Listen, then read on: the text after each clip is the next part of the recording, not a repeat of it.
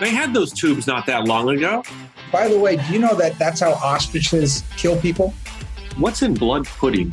I think we should get rid of this expression. Oh, God, it's got to be the single most annoying new expression of the last 10 or 20 years. Just bend over, this won't hurt a bit. And it is so horrible. Are you going to the same bank that Mary Poppins' boss worked at? Artichoke, artichoke, oh, artichoke, artichoke, artichoke, oh, artichoke. Ba-dum-bum-bum. Time for Smart Drivel, everyone. It's Kurt Schneider. Oh, gosh. And John Ellenthal, welcome to another episode of Smart Drivel. Kurt, we're going to talk about one of our favorite topics today. I'm going to temporarily grant us a magic power that unfortunately will disappear at the end of this episode, where we get to each eliminate 5 incredibly annoying phrases or words from American conversation. I hadn't considered artichoke, but now we may each have the power to eliminate 6 words or phrases that are overused and annoying and trite and unoriginal and unimportant because they are so painfully overused that they have lost all meaning. So this is annoying words and phrases, which has a little bit of a pet peeves angle going on. And at our age, pet peeves are something that come on, that enter most conversation. Kind of like a rash. Kind of like a rash on the brain. Just to say that Artichoke was my take on the song Lollipop, Lollipop, oh, lollipop. Do you want to kick us off with an annoying word or phrase that you want struck from American conversation? To be honest, John, I just think, aha, that's it. To be honest, I hate that. And you hate that, of course, because you assumed the person was going to be honest. But since they had to call it out, you wonder if when they don't say it, are they really being honest? Are they prevaricating at me all the time instead of just saying the truth? Are they obfuscating the truth? Yes. What's the other word for lie that starts with like an M that's a really good word? Don't say masticate because that means to chew on. It doesn't mean what you think it does. I know that. And I remember playing hangman in college with a friend, probably during class, and I had chosen to hide the word masticate, and he thought he got it before he fully got it, and he made some physical gestures that indicated that he didn't get it, if you know what I mean. I got it.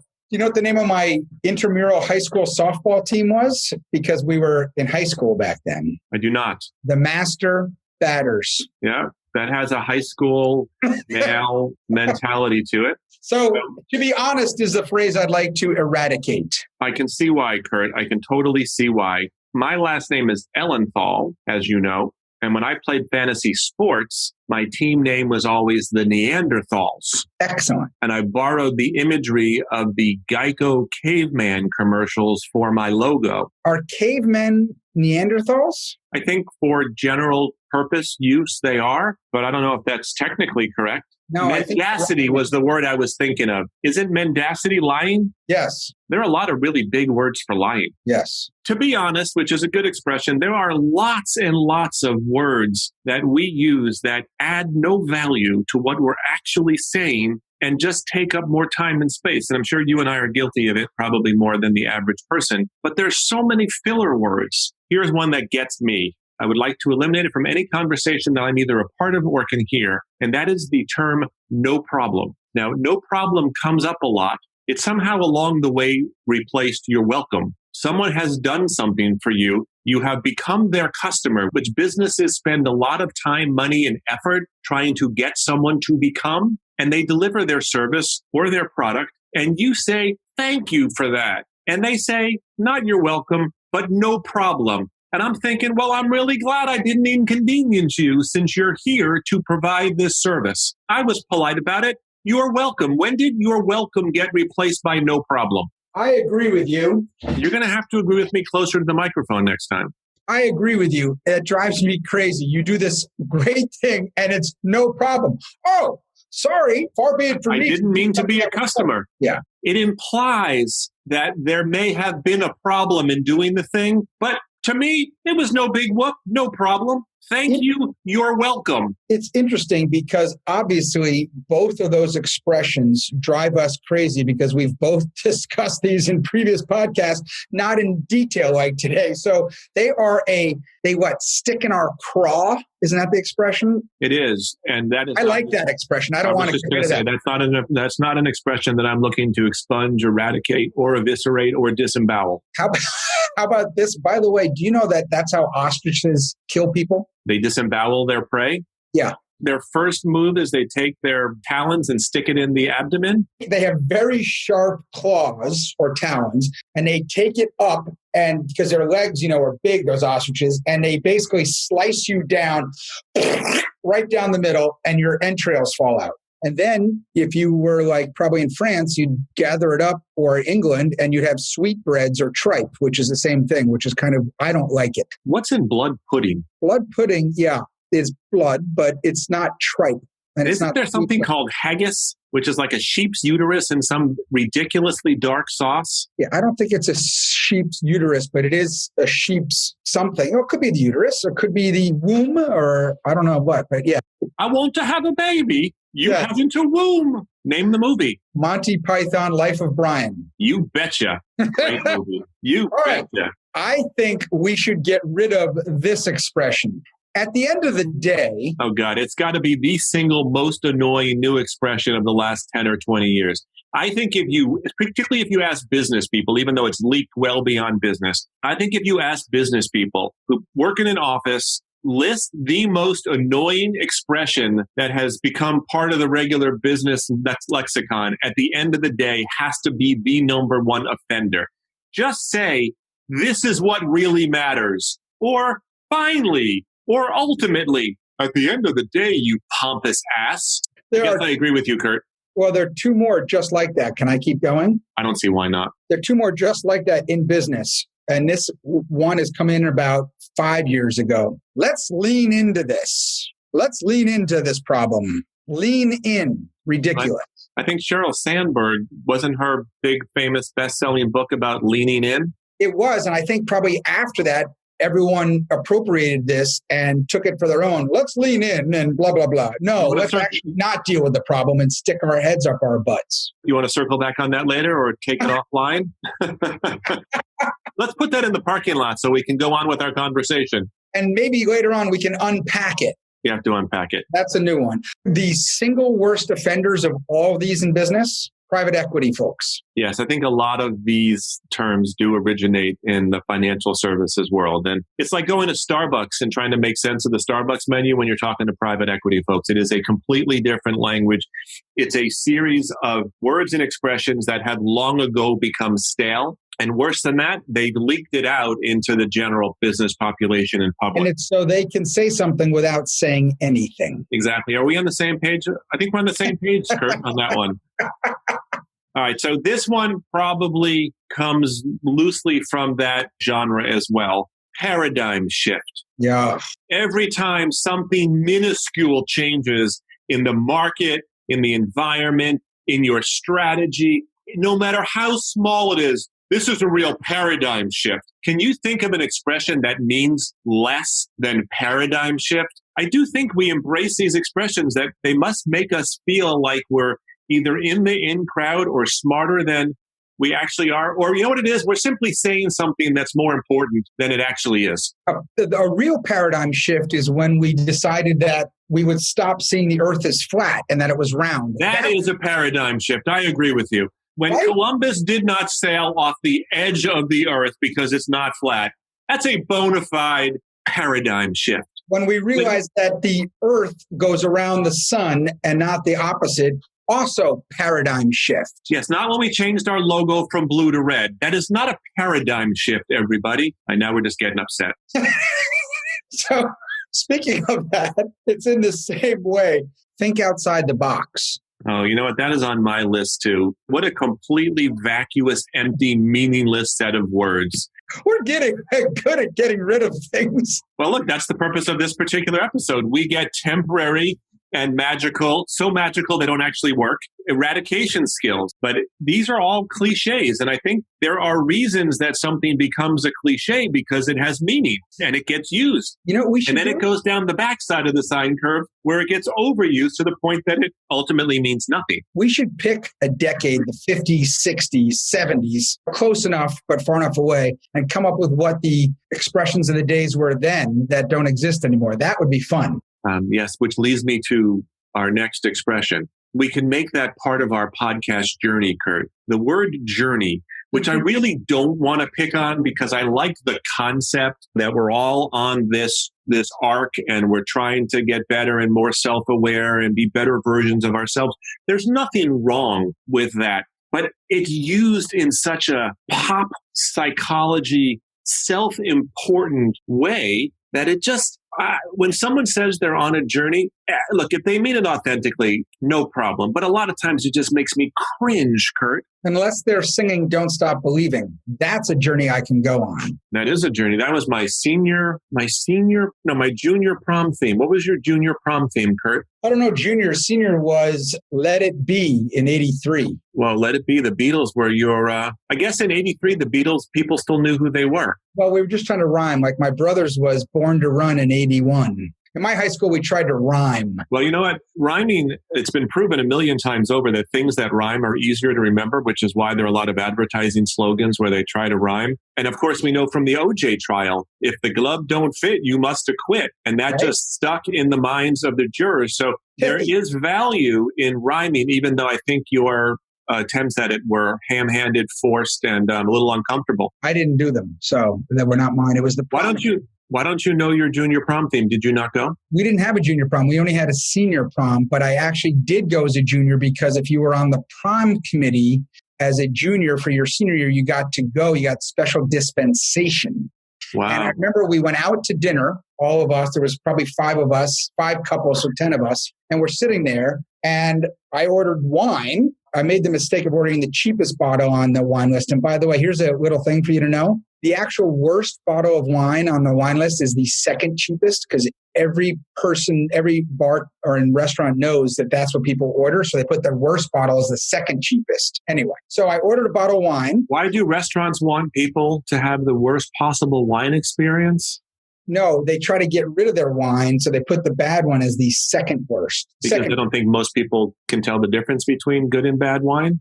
Exactamundo. I'd like to be clear that I'm one of those people that cannot tell the difference between good and bad wine. Here I am, 16 years old. I'm at the prom. I ordered a bottle of wine, and the guy comes and pours a little bit in my glass. I had never ordered a bottle of wine before. And I sat there waiting, and everyone started looking at me.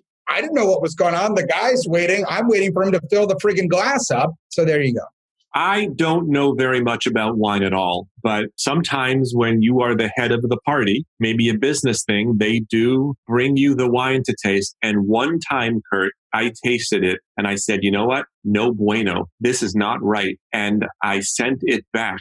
And as it turned out, they came back to the table and they said, sir, you're correct. That wine had turned or whatever happens to wine. And it was one of the greatest, proudest moments that I had successfully detected it was bad wine and sent it back in a fleeting bolt of confidence in the wine realm. And you got validated for it, which is fantastic. It was a great moment. John, no offense, but I just want to tell you something about your wine tasting ability. No offense? No offense, but so that gives you total carte blanche to say whatever the hell you want. As long as you say no offense first, you can then totally offend the person. There are a whole group of words and phrases that when someone says them, you know that they are going to say but. Just bend over. This won't hurt a bit. Kurt, that wasn't the kind of but I was referring to.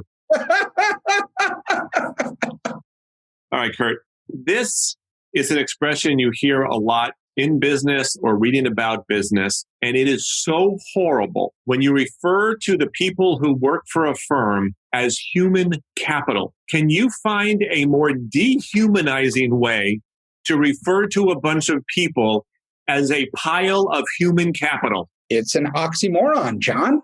Capital is, well, it depends. Are you doing capital with an O and therefore like you're the Capitol Dome? You know how that's exactly how I remember which capital is right. Capital The O is the building because it's got a circular O-shaped dome. And how do you tell the difference between stalactites and stalagmites? The stalactites are on the top. T, top. Stalagmites are on the bottom. Did I get that one right? You did. Ding, Are you ding, disappointed I got it right? Oh, I think it's fantastic. I love it. That is what do they call those things? A onomatopoeia? No. A enzymatic cleaner? No. What's the thing when it helps you remember something? Not a juxtaposition. A pneumatic device? Yes. Is it a pneumatic or a mnemonic? It must be mnemonic. Mnemonic. Because the tubes that you have at the bank are pneumatic tubes? Yes. And they make that noise? Yes. So mnemonic and pneumatic are very close together. Bank. Are you going to the same bank that Mary Poppins' boss worked at? When was the last time you did a drive-through? Didn't they had those tubes not that long ago? So that's a pneumatic tube, and it's a mnemonic device to remember something. And you're not moronic if you use the mnemonic. Do you know, you must know other mnemonic devices. I do. Can you think of any? Yeah, sure. Right now, Holmes. Holmes versus what? Holmes is how you remember the 5 Great Lakes. Oh, Huron, Ontario, Michigan, Erie, and Superior. Now, of course, I had the benefit. Of course, I had the benefit of Holmes there. So, how about Roy G. Biv? Yes, red, orange, yellow, green, blue, indigo, violet. Those are all the colors in the spectrum? Yes, and yes. All right, I have a great expression that I'd like to eradicate, John. I hope it's not Roy G. Biv. We only serve vodka here. Oh, God. Oh, God.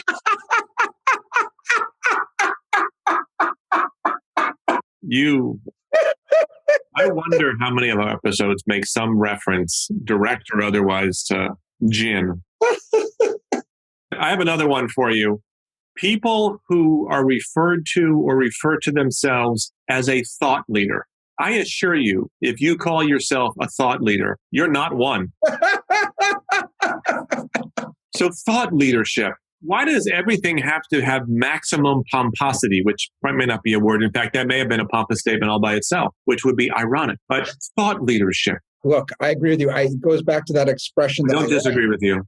It goes back to the expression I like, which is, if you got to say it, you ain't. Exactly. Let other people conclude that stuff. What about this one, which is, and people don't mean it in a bad way, like saying thought leadership, which I think is pompous and all that.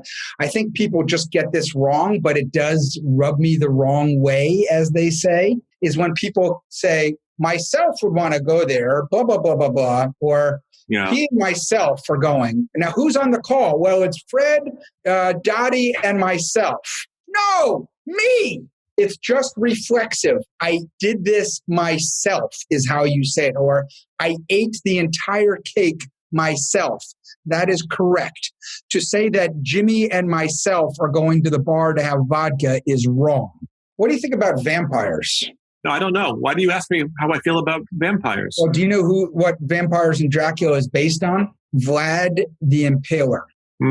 He lived in Transylvania, he lived in Romania, and he and his brother, his dad was like a king there or whatever, and the Ottomans took him, and he and his brother, they imprisoned them. His brother turned and went to the Ottomans. Vlad went back to Romania, got really pissed off, and he was called Vlad the Impaler because he would take people and he would sharpen these trees into spikes, and he'd put his enemies on top, and gravity would let them get impaled and people would see them. He was called Vlad the Impaler, and then they said he sucked blood and he became Dracula. That's a good story. Thank you. Dram, who wrote Dracula? Bram Stoker. Bram Stoker, of course, because there was the movie Bram Stoker's Dracula. Have you ever in your life, be honest, I will be as well, use the expression awesome sauce? I'm afraid I may have.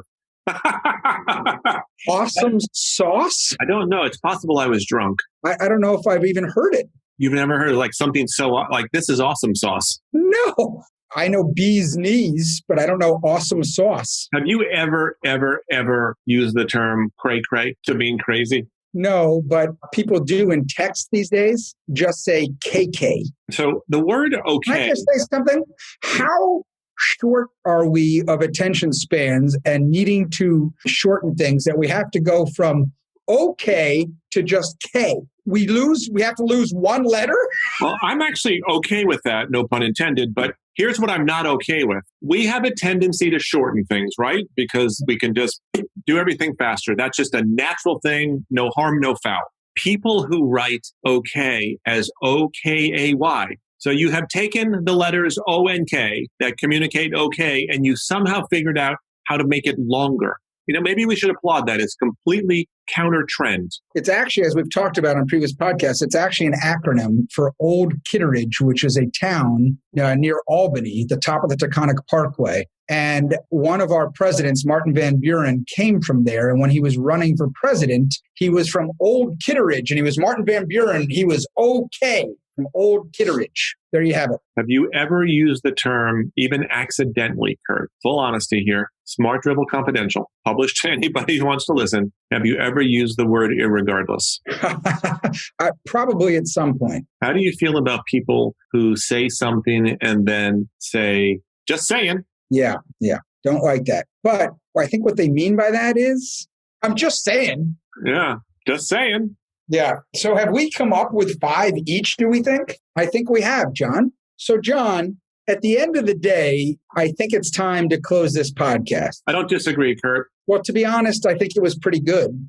I think we've reached the end of our journey on this particular episode. Well, look, it was just you and myself doing it, so it's hard to figure out how we could go wrong. But if we unpacked it, maybe we would understand that, no offense, John, but sometimes you weren't that funny. Do you think that anyone out there thinks of us as thought leaders on a bunch of things that you don't need to know, but you kind of are a little bit glad you do when you learn about them? Like eggplant in Italian is melanzane. And of course, as we know from our last episode, eggplant in England is aubergine. Yes. Such a beautiful word. You know what's a good word? Is artichoke. Oh, we started this episode with artichoke. Artichoke in Italy is carciofi. Well, that's nice. Right? That's nice. Would you like to thank me for my part in this conversation? Yes, thank you. No problem. All